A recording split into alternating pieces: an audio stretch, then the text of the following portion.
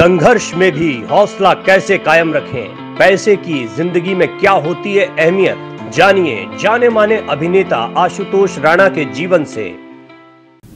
आशुतोष जी, हमारे ज्यादातर दर्शक युवा हैं और इनोवेशन स्टार्टअप से जुड़े हुए हैं। मैं आपसे कुछ महत्वपूर्ण सवाल आज इस विषय में भी रखने जा रहा हूं। दरअसल सबसे अहम बात तो यह है कि संघर्ष, आपकी एक फिल्म भी रही है, लेकिन जीवन में जब ये संघर्ष होता है तो एक उचाटपन भी युवा महसूस करने लगते हैं, उसका सामना नहीं कर पाते। आपने अपने जीवन में संघर्ष को किस तरह से लिया है? आप संघर्ष के क्या मायने समझते हैं और आज के युवाओं से क्या कहना चाहेंगे, कैसे इससे निपटें?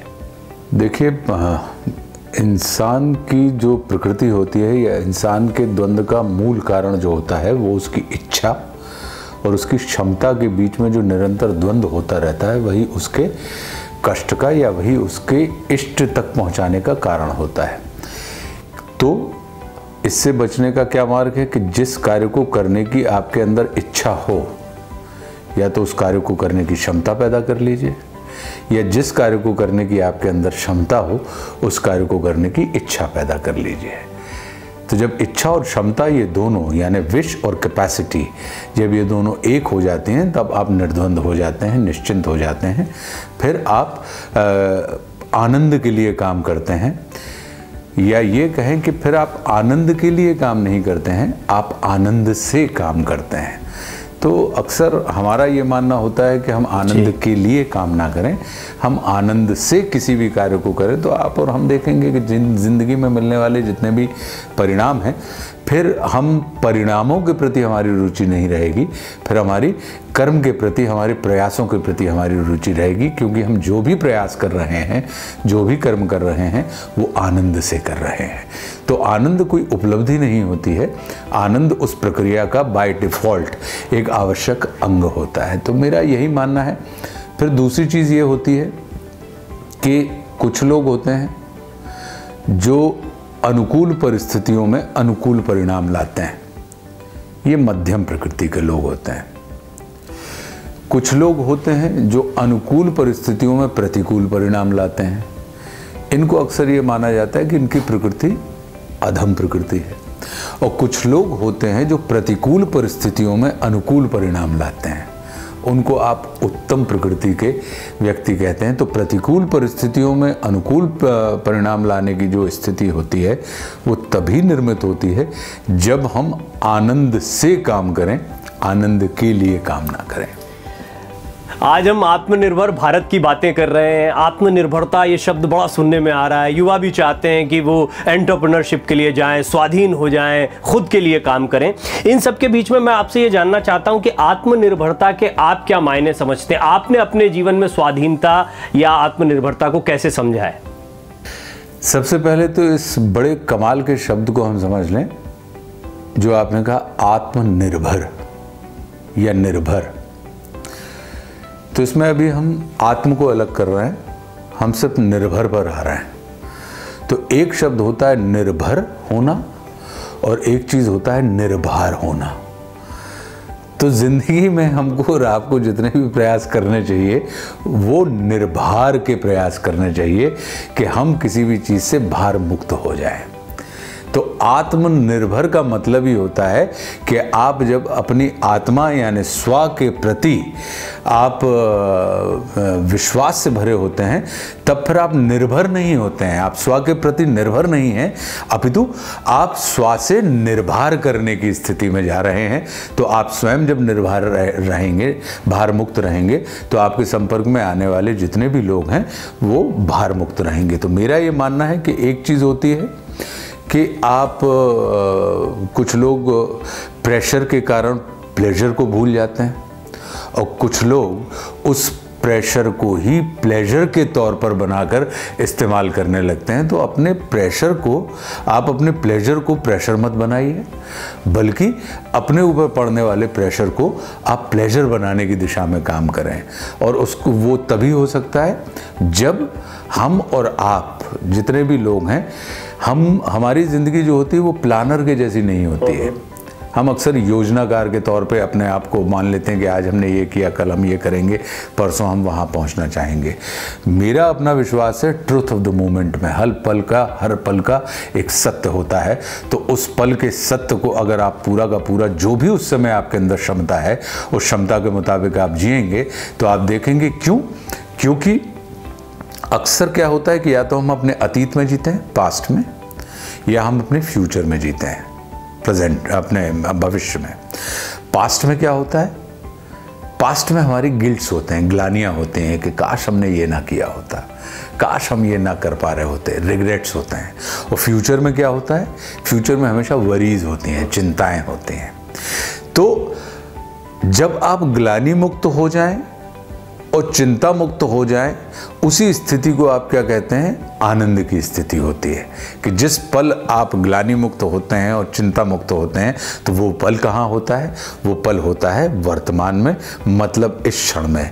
तो जब आप पल के सत्य को जीने लगते हैं तब आप देखते हैं कि आप ग्लानि मुक्त भी हैं, आप चिंता मुक्त भी हैं और आप आनंद से पूर्ण हैं।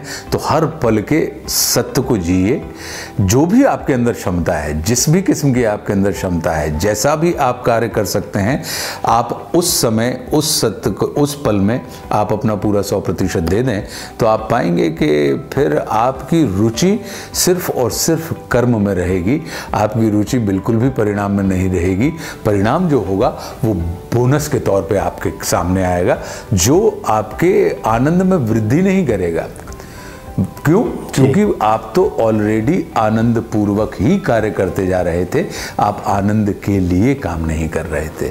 तो मेरा यही मानना है कि आत्मनिर्भर बने हम, हमारी आत्मा निर्भर करने योग्य बने तभी। क्योंकि अब स्वाधीन, इसमें भी अधीन आता है, मतलब स्वयं के अधीन रहने वाली बात आ रही है।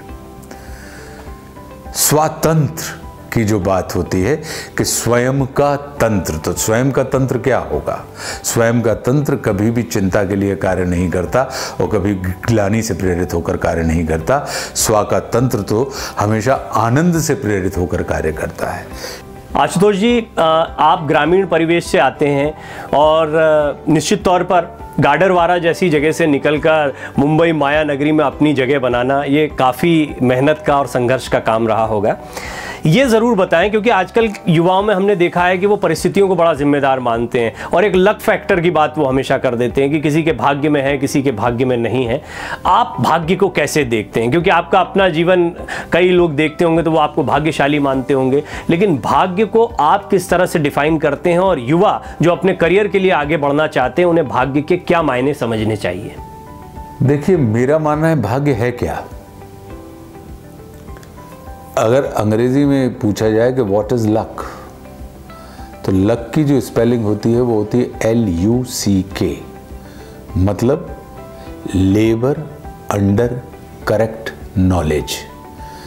तो जब आपका लेबर अंडर करेक्ट नॉलेज होता है तो उसको आप भाग्य कहते हैं। अब भाग्य की एक दूसरी भी विचारधारा है, वो क्या है कि when preparation meets opportunity that is luck. यानी जिस पल अवसर और तैयारी एक दूसरे के साथ आपस में मिलते हैं तो वो भाग्य का सृजन करते हैं।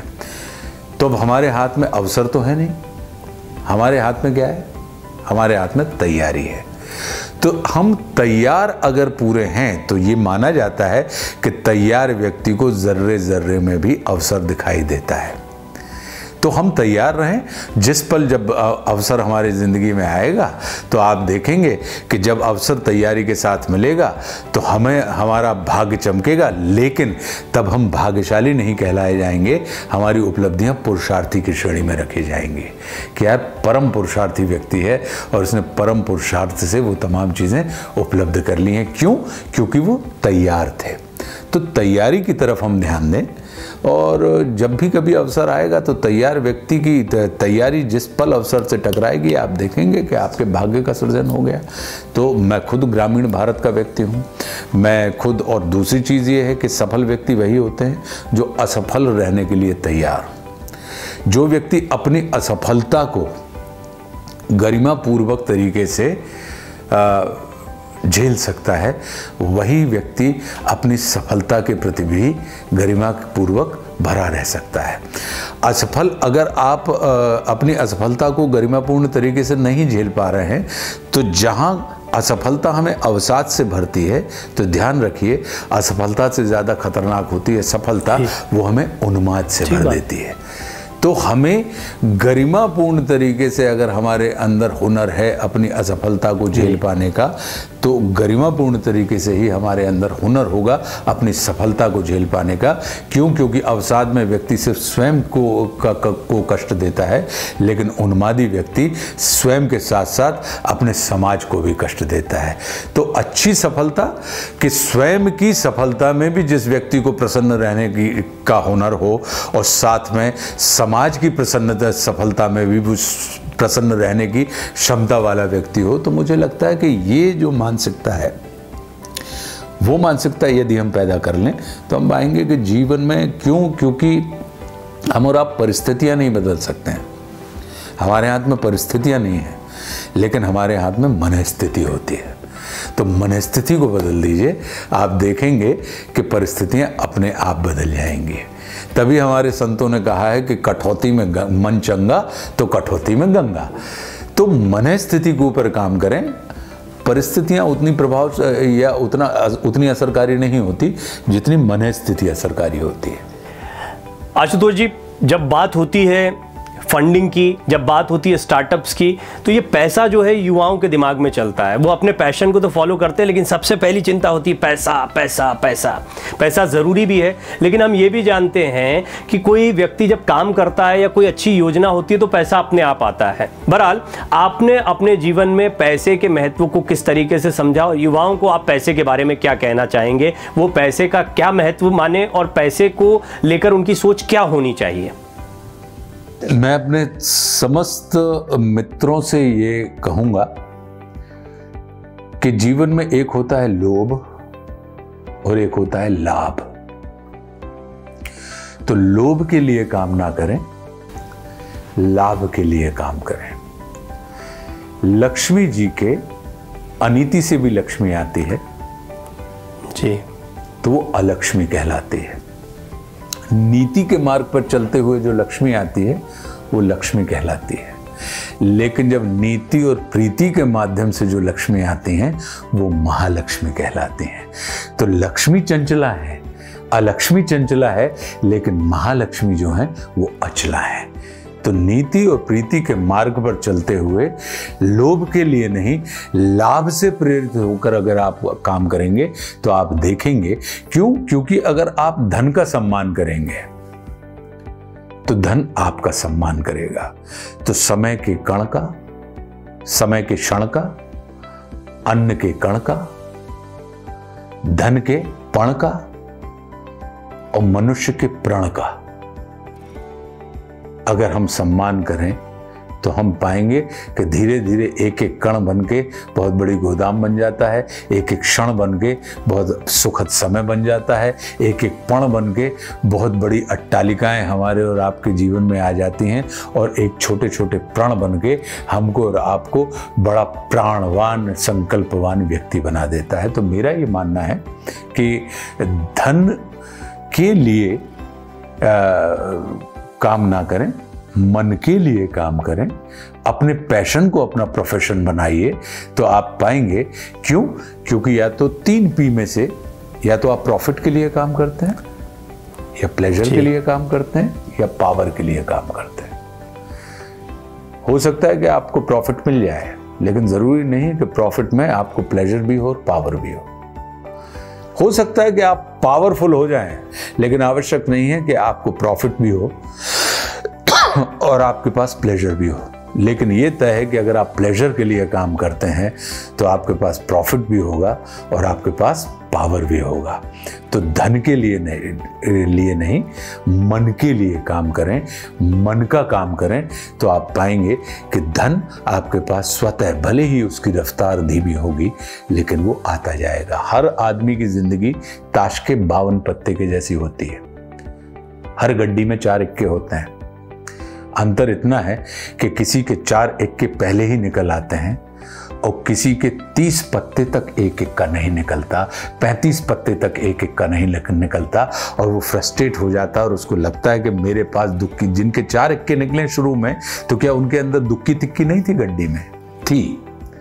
और किसी के 35 पत्ते तक एक भी इक्का नहीं निकला और उसको लगता है, फेड अप हो जाता है, जो कि आपने शुरुआत में पूछा था कि मन उचाट हो जाता है संघर्ष करते करते और वो पैकअप कर देता है।